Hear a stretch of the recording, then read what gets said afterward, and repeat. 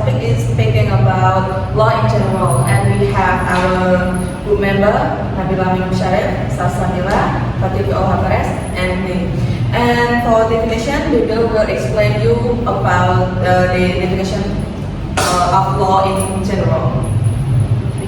I will explain about definition. The general definition of law is a collection of several regulations consisting of norms and sanctions, which are made by authorities and must be obeyed by the community.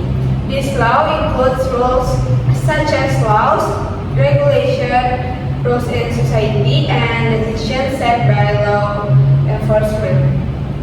If violated, this law contains a threat of punishment. Next is elements. First is norms, rules that regulate how human behavior. Second is sanction in the form of a threat of punishment even if the norm is violated. Third is authorities, bodies that have the authority to make and implement laws. And next is the purpose. The purpose is first organizing behavior. Second is avoiding chaos. Third is maintaining balance. Fourth is achieving justice. Five is ensuring legal certainty, and the last is producing benefits. And the next is function. The function is first maintaining order and community order. Second is protecting common interests. Third is realizing a fair life. Fourth is ensuring legal certainty, and the last is managing social interaction. The next part will be explained by me, and we're talking about type of the law in general. We have several parts that we're going to discuss, such as based on form, written and unwritten law. For written law, a rule that are written down like in book or documents. For unwritten law, rules that come from the tradition or custom that are official that unwritten down. Two, based on content. We have private and public law. Private law, rules that deal with disagreement between people and business. For public law, we have rules that how people and the government interact, such as criminal law or maybe protection, public safety. The third one is based on power. We have a constitutional law, rule that must follow and breaking them leaves punishment. And regulatory law, rules that guide action but don't always have punishments. For the fourth one, based on function, we have material and form of law. Material, the action rule that say what is right and wrong. And for formal law, that step taken to apply or enforce those rules. For the fifth one, based on the type, we have common law and federal law. Common law, rules that are in place right now. But for future law, we have rules that will be made or changed in the future. For the sixth one, we have based on focus. We have objective law and subjective law. Objective law, rules that apply to everyone equally. For subjective law, rules that apply to specific people and situations. Based on such different type of law, we have legal law, rule made by government. Customary law, rule based on all traditional or common practice. We have treaty law, rule created between country and agreement. Jurisprudence law, rule decided by the court and their judgment. For science law, rule that related to scientific discovery and practice. That's all for me, and the next part will be covered by Fatih Alvarez. Okay, thank you, Lina. Next part, characteristic. One, form of regulation. Law is a regulation that regulates human behavior in society. Two, written and unwritten. Laws can be in written form or unwritten as customary. Three, coercive. It means that everyone must obey the law and avoid punishment if they violate. Four, made by authorized institution.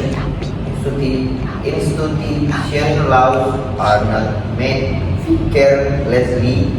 5. Protect and regulate. Law aims to protect people's rights and maintain relationships between individuals in society. Meaning, a law is born to achieve various goals desired by society. Furthermore, the law also provides guarantees the people's lives so that justice, security, and order are created. Criminal law. Criminal law is a law that regulates offenses and crimes against the public interest, with the threat of punishment for their violations, which function to prevent people from committing criminal act by giving a threat of punishment, educating criminals so that they can be accepted again in society as good individuals. Okay, the next civil law. Civil law aims to protect the interests of individuals and society in civil relation, as well as providing a legal framework for dispute resolution. Civil law aims to protect the interests of individuals and society in civil relation, as well as providing a legal framework for dispute resolution. And next, administrative law.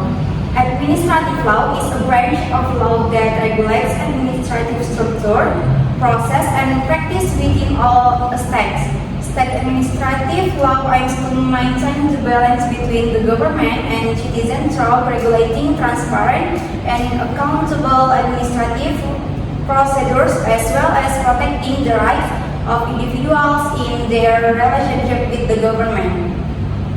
And next, international law. International law is the body of law that governs the activities of international entities, including states, international organizations, and multinational corporations. International law aims to maintain international order and security and protect the rights of individuals and states in international relations. Next, legal system in Indonesia.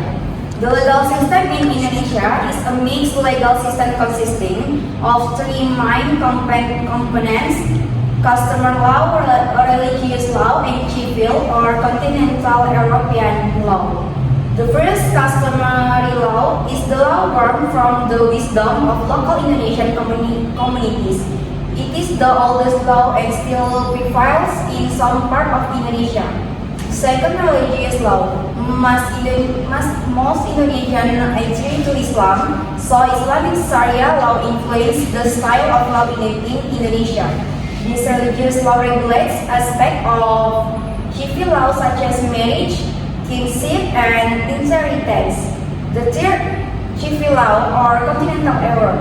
This law regulates the rights and obligations between individuals and relationship between individuals in the civil sphere, such as contracts, property ownership, inheritance, and divorce. And that's all for me. Okay, now our group have finished our topic that's talking about law in general. That's all for us today. Thank you. Waalaikumsalam warahmatullahi wabarakatuh.